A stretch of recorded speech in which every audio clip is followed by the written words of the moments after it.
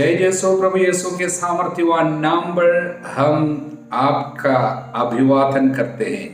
आज 30वां दिन है इस बाइबल तीर्थ यात्रा का। प्रियजनों, एक पूरे महीने हम लोगों ने पूरा किया।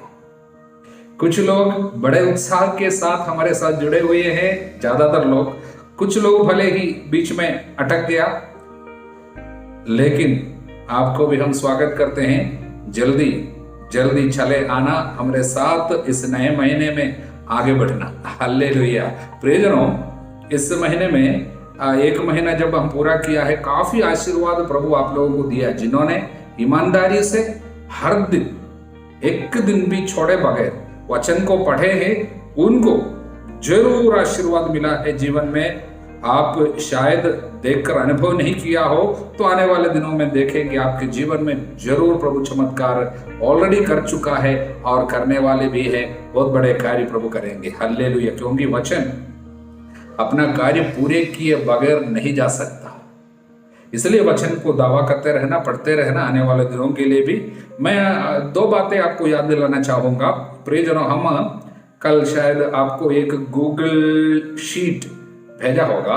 वो ऐसा है, मतलब उसमें आपको बताया गया है, यदि आपका कुछ एक्सपीरियंस है, कुछ अनुभव है, एक महीना लगातार बाइबल पढ़ने के द्वारा आपको कुछ अच्छा लगा, कुछ अनुभव मिला, उसको थोड़ा सा उसमें बताइएगा, लिखकर हमको भेज देना। कारण क्या है, वो अगर आप अनुमति देंगे हम शेयर करेंगे दूसरों के लिए भी। जो लोग हमारे साथ जुड़े हुए हैं, चारों दिशाओं से, अनेक देशों से लोग इस सेवा कार्य में, आध्यात्मिक तीर्थ यात्रा में 3000 से ज्यादा लोग एक साथ हम चल रहे हैं। आपके लिए अनेक लोग प्रार्थना कर रहे हैं, आपको प्रार्थना मिलेगी। मैं मिसा बलिदान में ऐसे एक भी दिन नहीं है मिसा में आपको याद नहीं करता हूँ, विशेष प्रार्थना करता हूं। और हमारे लोग आराधना में आपको बराबर याद कर रहे हैं, इसलिए आपको इसकी आशीर्वाद जरूर मिलेगी हमारे साथ जुड़े रहने से। छोड़ के नहीं जाना बीच में। हालेलुया। और इसलिए आप अपना अनुभव साझा करना, हम लोग थोड़ा सा दूसरों को भी बताएंगे। और उसमें आपको कोई प्रार्थना का विशेष मतलब है, लिख कर भेजना। जो क्या है, गूगल शीट आपको दिया हुआ है, उस पर आप भेजने से हमको मिल जाएंगे।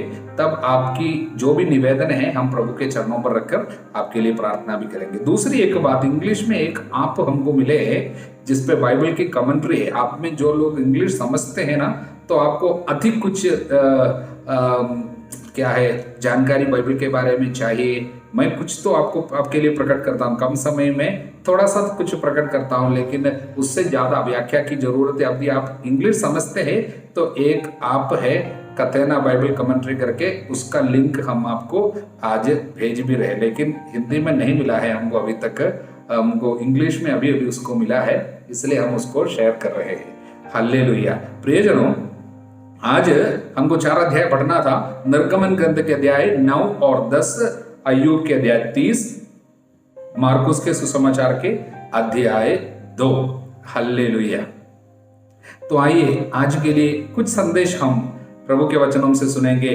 निर्गमन ग्रंथ के अध्याय 9 और 10 को हम देख रहे हैं। उसमें हम अब 5वीं विपत्ति से आगे देख रहे हैं। 5वीं, 6वीं और 7वीं, 8वीं, 9वीं बात है। उसमें क्या क्या संदेश छुपे हुए हैं। विपत्ति एक के बाद मिस्रियों के ऊपर आया, उसका संदेश भी है, आध्यात्मिक संदेश इसमें छिपे हुए हैं, उसको हम देख रहे हैं। लेकिन बार बार जब हम इसको पढ़ेंगे, उसमें क्या देखते हैं, प्रभु कहते हैं, मेरे लोगों को छोड़ दो जिससे वो मेरी आराधना कर सके।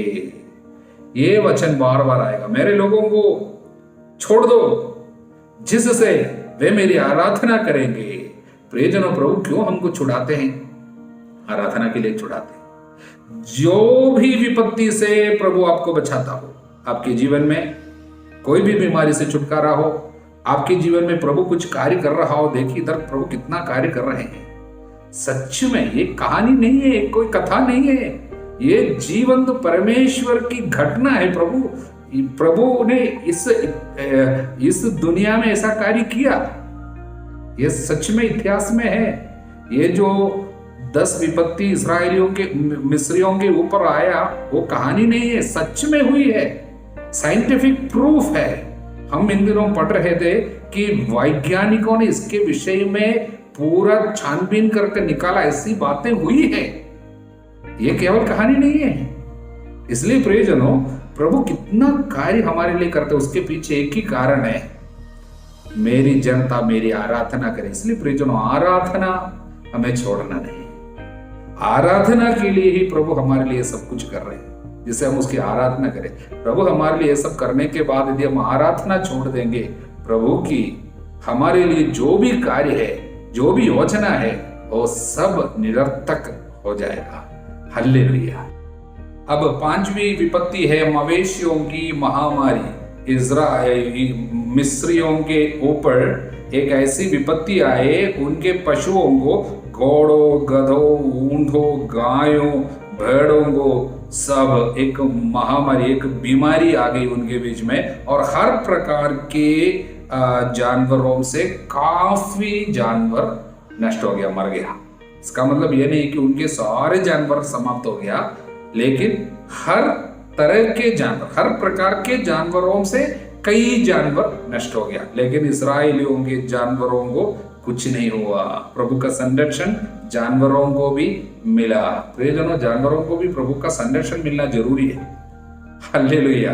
प्रभु का संरक्षण जानवरों के ऊपर भी होना जरूरी। इसके बारे में विधि विवरण अध्याय 28 वचन 1, 2, 3 में लिखा है, मैं तुम्हारे संतानों पशुधन, गाय, भेड़, बकरियों के बच्चों को भी आशीर्वाद दूंगा। देखिए, इसलिए उसके भी ऊपर भी आशीर्वाद मिलेगा। जब प्रभु के चुने हुए लोग हैं, हमारे जानवरों के ऊपर भी आशीर्वाद आ जाएगा। तो ये मिस्रियों के जानवर पूरा उनके ऊपर महामारी क्यों आ गई, उसका संदेश यही है, मिस्रियों ने उनके अनेक देवी देवताओं की पूजा जानवरों के आकारों में, आकृति में किया करते थे। मतलब अनेक प्रकार के जानवर के रूप में उनका ईश्वर था, और उन जानवरों की वे पूजा करते थे।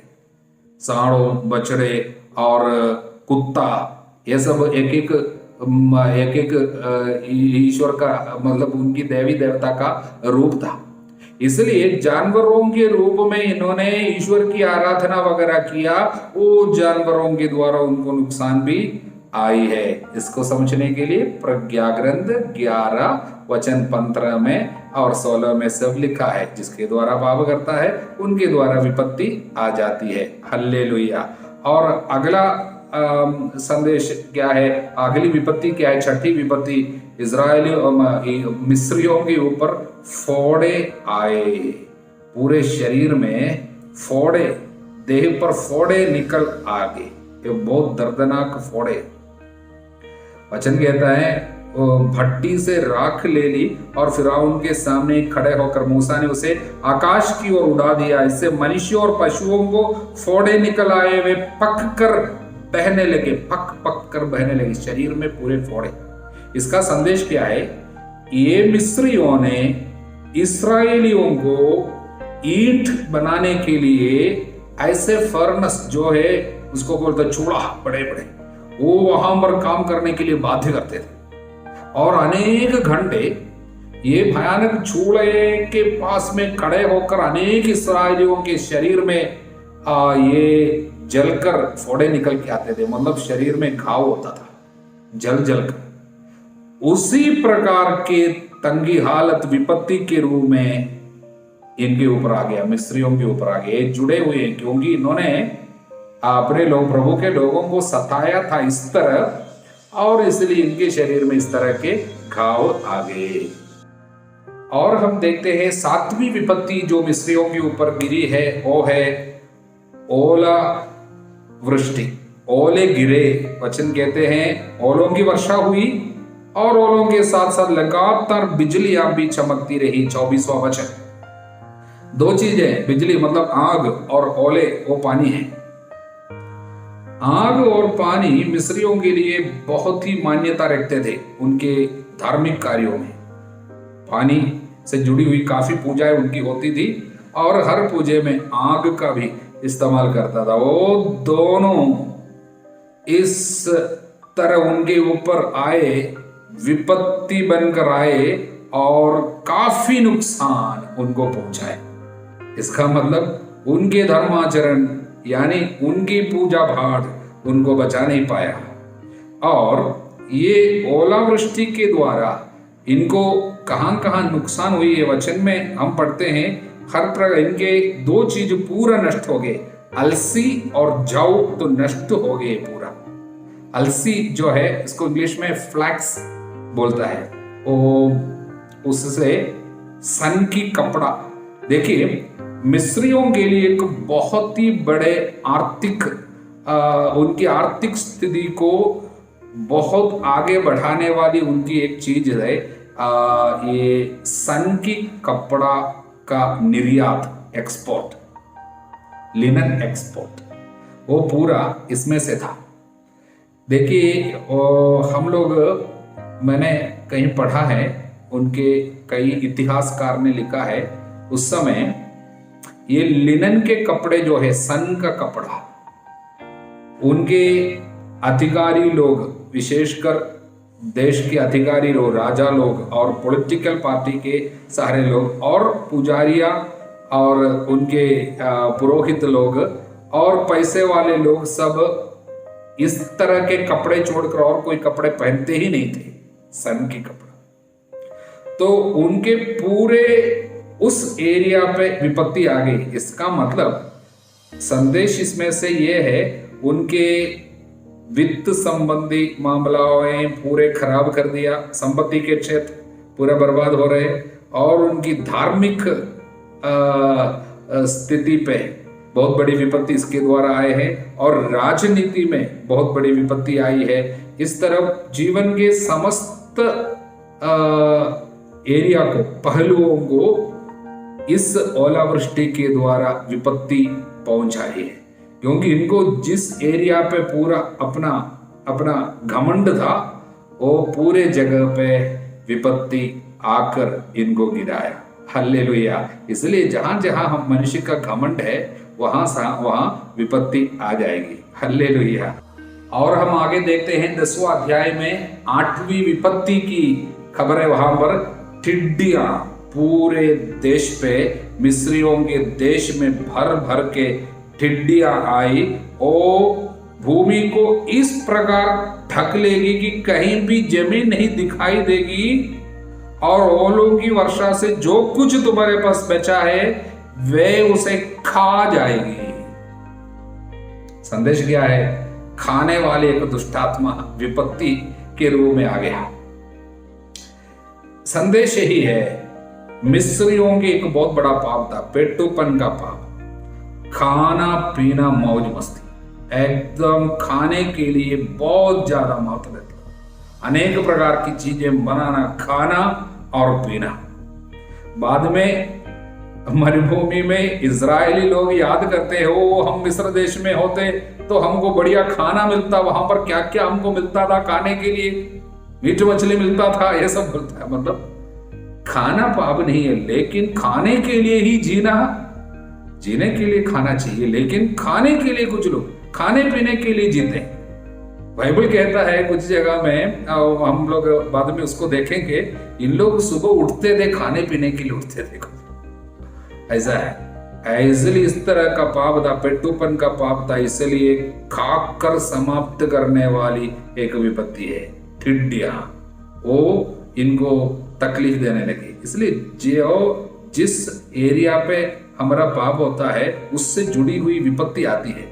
बाद में हम लोग इसके विषय में प्रकाशना ग्रंथ के अध्याय 9 में हम पढ़ते हैं, वहां पर वचन 3, उस धुएं में से टिड्डियां पृथ्वी पर उतरी और उन्हें पृथ्वी के बिच्छुओं जैसी शक्ति प्रदान की गई।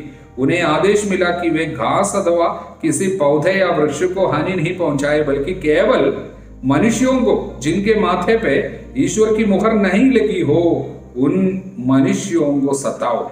टिड्डियों को उन लोगों का वध करने का नहीं, बल्कि उन्हें 5 महीनों तक पीड़ित करने की अनुमति दी गई। उनकी यंत्रणा बिच्छुओं के डंक जैसी थी, मनुष्यों को वो सताते थे। प्रियजनों, शरीर पे पाप खाने पीने के ये पाप, नशेबाजी का पाप और केवल भोजन के लिए जीना, उसको अधिक महत्व देना, वो एक पाप है। उससे बाद में शरीर में ही पीड़ा होगी करके हमको वचन हमको ये बता रहे। और मिस्रियों के साथ ऐसा ही हुआ, उनके पास में ये टिड्डी आकर समाप्त कर दिया, खाकर समाप्त कर दिया, क्योंकि खाने की इनके जो पाप मतलब खाने को ज्यादा महत्व देते हुए ये जो पाप किया, उसी प्रकार विपत्ति उनके जीवन में आ गया।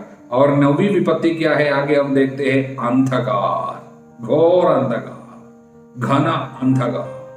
लेकिन वचन कहता है जहां पर इस्राएली लोग रहते थे, प्रभु के लोग रहते थे, उस जगह में प्रकाश रहता था। लेकिन जहां पे भी मिस्री लोग रहते थे, पूरा अंधकार, कोई लाइट भी जला नहीं सकता था, जलता नहीं था, ऐसा हो गया। इसके विषय में संदेश यही है कि जियोवानी स्टेफानो मेनाकियो करके एक पुरोहित है, इटली का पुरोहित है, वो 17वां सदी पे रहते थे, बाइबल की बहुत सुंदर व्याख्या करते थे। उसने लिखा है मिस्रियों ने अनेक इस्राएलियों को घोर अंधकार में रखता था और इन लोग जेल में भयानक दंड देने की जगह में, अंधकार के जगह में काफी इस्राएलियों को रखा करते थे। इसलिए वो अंधकार इनके जीवन में आ गया। इन्होंने जो अपने प्रभु के लोगों को शत्रु समझकर इनको जो दिया, वो चीज इनके ऊपर आ गया। प्रियजन, अंधकार हम जानते हैं, प्रभु का प्रकाश जिसको नष्ट हो जाता है वो अंधकार में आ जाता है। अंधकार का मतलब यही है, पाप जब एक व्यक्ति पे आ जाता है वो अंधकार में चला जाता है, प्रभु के मुखमंडल का प्रकाश नष्ट होगा। इसलिए मिस्रियों के ऊपर जो अंधकार की विपत्ति जो प्रभु ने आने दिया, इसका मतलब यही है पाप बहुत ज्यादा हो गया और सारा प्रकाश मिट गया। हमारे साथ भी प्रभु ये संदेश देते हुए, चेतावनी देते हैं, प्रियजनों, पाप की गुलामी में अपने को रखेंगे, प्रभु का प्रकाश चला जाएगा। प्रभु के मुखमंडल की ज्योति में हम लोगों को चलना होगा। धन्य है वे प्रजा जो प्रभु की मुखमंडल की ज्योति में, प्रकाश में चलते हैं और प्रभु की जय जयकार करती है। हालेलुया। अय्यूब के पास जाने से केवल विपत्ति का समाचार आता है, अभी भी बहुत दुखी कहानी उनके मुंह से हमको सुनने को मिलते हैं, जरूर आंसू आएंगे। प्रियजनों, वो सह रहे, हमारे कई लोगों की तरह सहने दीजिए, प्रभु साथ है, हम वापस आएंगे उनके दुख तकलीफों में। अब हम मरकुस के सुसमाचार के अध्याय 2 पे आते हैं। वहां पर शुरुआत में हम देखते हैं एक अर्धांग रोगी को 4 लोगों ने उठा के यीशु के पास लेके आया। क्यों लेके आया? हम जानते हैं, चंगाई के लिए लेके आया। लेकिन उसको देख के प्रभु ने क्या कहा? मेरा बेटा, तुम्हारे पाप क्षमा हो गए हैं। इंग्लिश में ऐसा, my son your sins are forgiven. Hindi में बेटा, प्रभु ने उसको क्या कहा? बेटा। वो व्यक्ति का मन तो बहुत दुखी होगा, क्योंकि उठ नहीं सकता, काफी साल से पड़ा हुआ है, कुछ भी कर नहीं सकता। ऐसा व्यक्ति, उसका मन एकदम कुंठित होगा, मन एकदम नकारात्मक सोच से भरा हुआ, डिप्रेशन में चला गया होगा। उनको प्रभु बेटा कहता है, तू मेरा बेटा है। किसने कहा तुम्हारा कोई नहीं हो, तुम मेरे हो, मेरा बेटा। मन को पहला चंगा करता है और उसके बाद प्रभु कहता है तुम्हारा पाप क्षमा हो गया। ये लोगों ने उठा के इनको पाप स्वीकार कराने के लिए थोड़ी लेके आया था, लेकिन प्रभु पहले इनको क्या बोलता है? तुम्हारा पाप क्षमा हो गया। क्योंकि प्रभु जानता है बिना पाप क्षमा का शरीर की चंगाई संभव नहीं है, क्योंकि अनेक विपत्ति का कारण पाप है। इसलिए बाइबल कहता है जो अपने पाप छुपाता है कभी उन्नति नहीं करेगा। इसलिए पाप क्षमा देना जरूरी। इसलिए प्रभु इनकी आत्मा के कलंक जो है, पाप है, उसको चंगा करता है। इसलिए मन, आत्मा। और उसके बाद प्रभु ने कहा उठो, अपनी चारपाई उठाकर घर जाओ। शरीर को भी चंगा करता है। इसलिए यीशु केवल शरीर की चंगाई करने वाला आदमी केवल नहीं है, यीशु वो प्रभु है जो हमारे मन, आत्मा तथा शरीर तीनों को अविकल एवं अच्छा करने के लिए आते हैं। हम लोग बाइबल में संत पौलुस थेसलोनिकियों के नाम लिखे पत्र के अध्याय 5 के 23वां वचन में हम पढ़ते हैं, हम यीशु से क्या पाएंगे?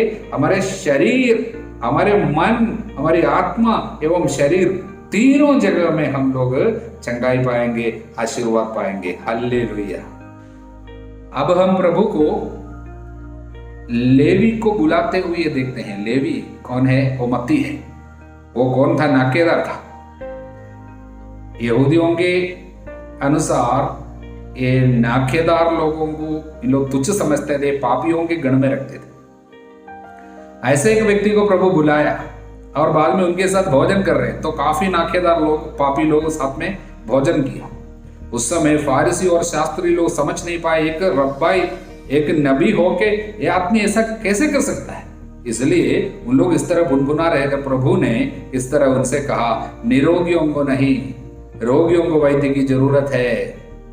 मैं धर्मियों को नहीं, पापियों को बुलाने आया हूं। प्रभु प्रकट कर रहे, ईश्वर का रूप प्रकट कर रहे। ईश्वर का स्वभाव पूर्ण रूप से किसमें प्रकट होते हैं? प्रभु यीशु में प्रकट होते। ईश्वर का चेहरा सभी लोगों पर दया है, सबको बचाने के लिए वो आया है। पुराने विधान में ईश्वर अपने को थोड़ा प्रकट किया, नए विधान में यीशु के साथ पूर्ण रूप से प्रकट किया।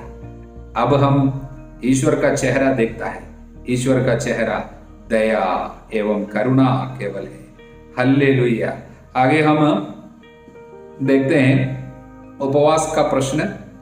वहां पर उपवास नहीं कर रहे हैं यीशु के शिष्य बोलकर कुछ लोग कंप्लेन किया, शिकायत करने आए। यूहन्ना के शिष्य और फारिसी उपवास करते हैं, आपके शिष्य उपवास क्यों नहीं करते हैं? ईसा ने उत्तर दिया, जब तक दुल्हा साथ है क्या बाराती शोक मना सकते हैं? जब तक दुल्हा साथ है वे उपवास नहीं कर सकते हैं, किंतु वे दिन आएंगे जब दुल्हा उनसे बिछुड़ जाएगा, उन दिनों वे उपवास करेंगे। इसलिए हम लोग उपवास करते हैं जब दुल्हा अब हमारे साथ शारीरिक रूप में उपस्थित नहीं है। इसलिए ईसाई लोग, प्रभु के अपने लोग उपवास करते हैं। हालेलुया। आगे हम देखते हैं विश्राम के दिन में बाले तोड़ते खा रहे थे क्योंकि भूख लगा। ईसा किसी विश्राम के दिन गेहूं के खेतों से होकर जा रहे थे। उनके शिष्य राह चलते बाले तोड़ने लगे तो ऐसे खा रहे थे।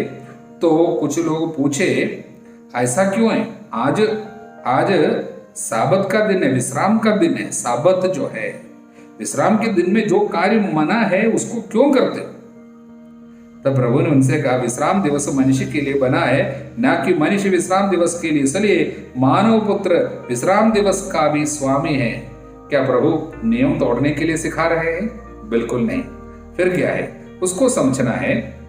तो उसके पहले प्रभु ने एक संदेश दिया, वो है कोई पुराने कपड़े पर कोरे कपड़े का पैबंद नहीं लगाता, नहीं तो नया पैबंद सिकुड़ कर पुराना कपड़ा फाड़ देता है और चीर बढ़ जाती है। कोई पुरानी मशकों में नई अंगूरी नहीं भरता, नहीं तो अंगूरी मशकों को फाड़ देती है, अंगूरी तथा मशकें दोनों बर्बाद हो जाती है। नई अंगूरी को नई मशकों में भरना चाहिए। मतलब क्या है प्रियजनों? पुराने कपड़े पे कोरे कपड़े का पैबंद। कोरे कपड़ा क्या है? नया कपड़ा क्या है? ये नए विधान में प्रभु यीशु जो शिक्षा ला रहे हैं, जो सुसमाचार ला रहे हैं, उसका प्रतीक है। आगे प्रभु नई अंगूरी की बात करता है, नया अभिषेक, नई अंगूरी। वो क्या है? नई अंगूरी वो प्रभु यीशु में प्रकट होने वाली ईश्वर की कृपा है, नई अंगूरी। अब उसके लिए प्रभु कहता है नई मशकें चाहिए। यदि पुराने मशकों में नई अंगूरी डालेगा, मशके नष्ट होगा, अंगूरी नष्ट होगी। इसका मतलब क्या है? प्रभु कहता है मैं जो शिक्षा, जो कृपा ला रहा हूं, उसके लिए आपको एक नई मशके की जरूरत है। पुरानी मशके जो है, पुराना विधान, उसमें प्रॉब्लम क्या है? नियम केवल रह गया। काफी नियम पुराने विधान में हम देखेंगे, नियम अच्छा है, नियम तोड़ने के लिए प्रभु नहीं कहता, लेकिन नियम के लिए केवल लोग रहने लगे। और उसके बीच में ये नियम के पीछे, नियम सब किस लिए प्रभु ने दिया था, उसके पीछे एक जान, एक आत्मा होती थी, वो है मनुष्य के प्रति विचार, मनुष्यों को प्यार करना और उन पर दया करना। वो चीजें नष्ट हो गई थी।